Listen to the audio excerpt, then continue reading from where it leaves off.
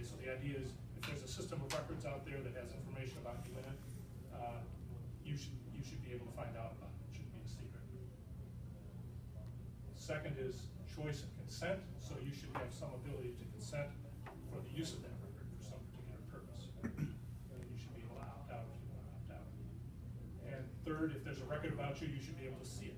You should have access to it, and you should have opportunity to either correct it, or if you want to have control of it, to correct it, maybe put a comment that you disagree with or something like that. And the collector, the maintainer of that record, has a responsibility to maintain its integrity and security. Okay, so we should discard it. And finally, there should be some enforcement, some sort of redress if something bad happens. So those are those principles still relevant? Yes, I think they are.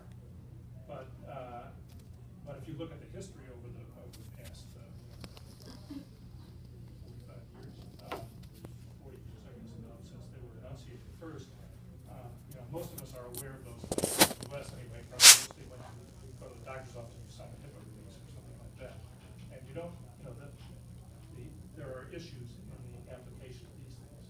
And in particular, notice and choice these days is very hard to manage. If you've ever, how many people have here ever read a privacy policy online? Maybe this bank sends them to you every 6 months. I do, but I'm weird. So this, I would expect if any audience has people that read this is the audience that, I had my class last year, actually, I downloaded, 20 or so of these privacy policies. And it was an interesting exercise. I mean, most of them were at least 10 pages long, the commercial ones. The government ones were actually much shorter, because the government has laws that regulate them. And so the government policies, relatively speaking, are clear. Commercial policies, if you look at them, I will say, to me, mostly, they're there to protect the companies, not to really inform you about what they're doing. And so that's the sense of president result you get. Second, as someone mentioned just in one of the previous talks, you don't generally have any real negotiating power about this. If you want to use the service, you're going to have to agree to the policy. And so, and you have the ability not to use the service. That's the level of granularity. If it's a medical service in particular, you're probably not going to decline.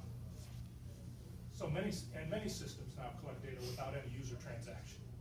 So surveillance, we've talked about, license plate readers are out there tracking traffic, and you don't have any checkbox when you go past the camera that says I want to opt out of this camera. That's just not feasible. Okay. So that's an issue. Another area that's been much in the public discussion around here has been mass surveillance. What are the benefits of mass surveillance? What are the costs?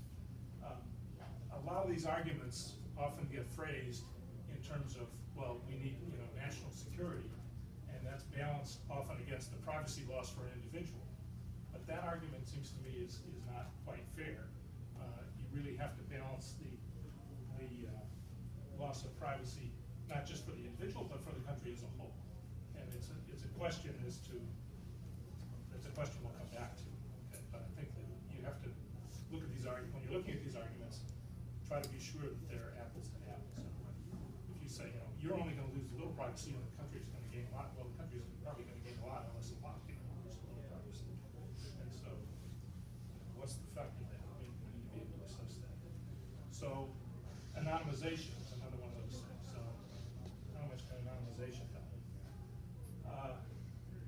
Re-identification of subjects has proven to be, if you have outside sources of data, generally speaking, it's very hard to prevent. And there are a number of examples of this. The press, AOL released some search data and got in a lot of trouble. Netflix reviews viewing data records, and some of my friends down at the University of Texas and other places were able to reverse engineer that and take some outside things to bear and say, yes, we can tell it's this person's record. So if somebody really wants to work at it, re-identification is pretty hard to prevent in practice. There are techniques, and you can find lots of papers about this for working on it. The second thing that anonymization inevitably does is it reduces the value of the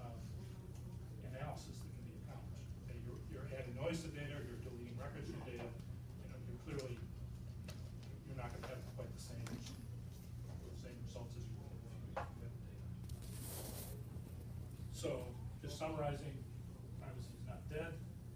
Privacy is total control over PII, personally identifiable information. Is it feasible? Fair information practices remain valid, but difficult to apply.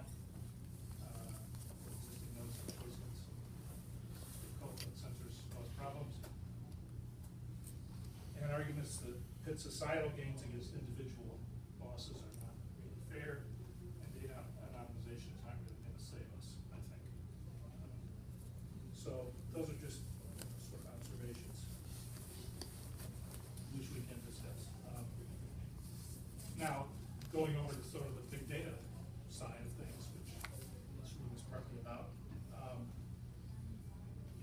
This has been obviously a very hot topic over the last few years, and a source of a lot of intellectual interest and commercial interest. And so we hope for a number of good things from this data science, calling it.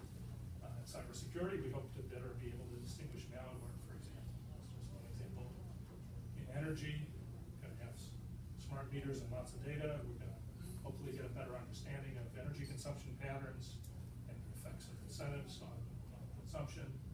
In governance, we hope to get a better understanding of what the public policies we put in place for welfare, for example, what those effects are. In commerce, certainly hope to get offered things in a more convenient way, and potentially better prices, if there's an issue about that. Transportation, more efficient routing, transportation systems based on travel patterns, and in healthcare particularly, that's an area where I think everyone hopes for the future that we'll learn things from patient records of many patients. Hopefully will benefit each of us individually and all of us collectively. There's actually a term I ran across just recently, is infodemiology, which is sort of epidemiology using big data, using information. So maybe information that's not at all information that came from your browsing habits rather than from your visit to the doctor. Okay, so there's an article in Science last summer about this, saying you could, for example, potentially detect people's possibility of postpartum depression in women based on what they were looking at Facebook and writing and so on. So we could do diagnosis based on that data. So that's just one example, but we hope for a lot. What would be interesting is, can we figure out, can we characterize the utility we hope to get out of these things in some way? That's a really, really hard problem, but we'll look at. So some privacy issues that raised by this in my view. First, public revelation of, again, this is informational privacy we're talking about now, right? Public revelation of identity of participants in the data set, thereby potentially revealing personal habits of various kinds. The use of data for other purposes. So data gets collected for one purpose. There may or may not have been any real consent. It's used for other purposes freely in the US these days. I don't know if it's better in Europe, how well that's enforced.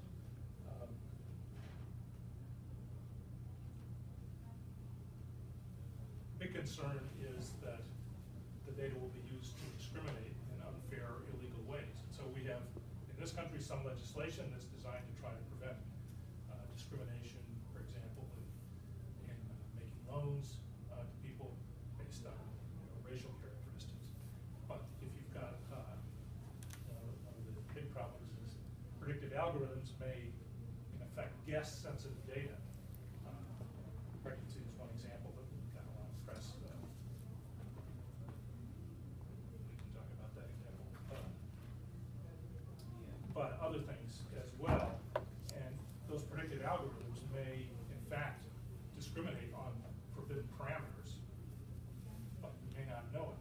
In fact, even the company doing it may not be aware of it.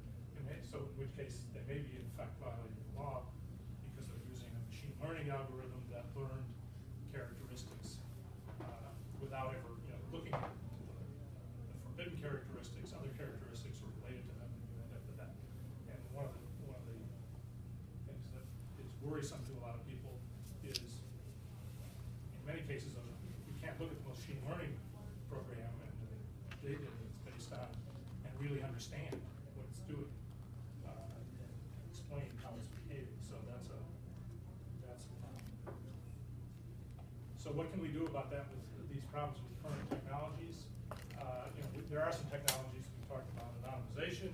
The place in the U.S. where that comes into play the most, perhaps, is in medical records, because under HIPAA, which governs information that's held by in health records infrastructure, not necessarily so if you have information and you remove 17, I believe it's 17 specific parameters from that information, including name, address, social security number, and 14 others, then that record is deemed to be de-identified. It's deemed to be anonymous, and now you can use it for research and be more or less immune from being prosecuted. Doesn't mean it's really de-identified. Almost nothing is really de-identified these days. But it provides a recipe for people to use. Differential privacy. I think there was a paper using this technique this morning. The idea is that you can prevent the inference that a subject is included or not in a data set, in effect by adding noise to the data. The problem with that is you can sort of use up the data set. If you ask enough questions of it, the next question is liable to reveal an identity and you won't be able to use it anymore.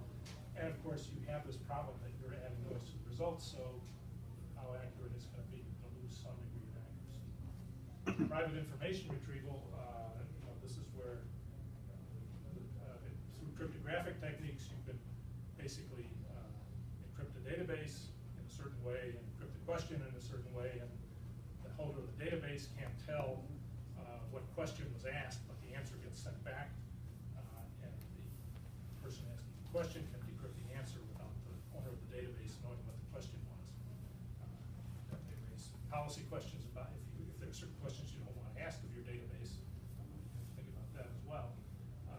But that's a technique that's was thought of a long time ago and was, too computationally burdensome to be practical. It's now getting to the point where it's getting close to practical. It's actually being used in a few places or variations of it. There are some Canadian hospitals that share information about infection rates. They don't want to reveal their infection rate to all their colleagues, but collectively they want to know what the infection rates are, and they're using this technique. Up there for that. So I think that's going to be coming in. Fully homomorphic encryption is where you actually encrypt the data and the computation effect, so that you can run an encrypted computation fully. One of the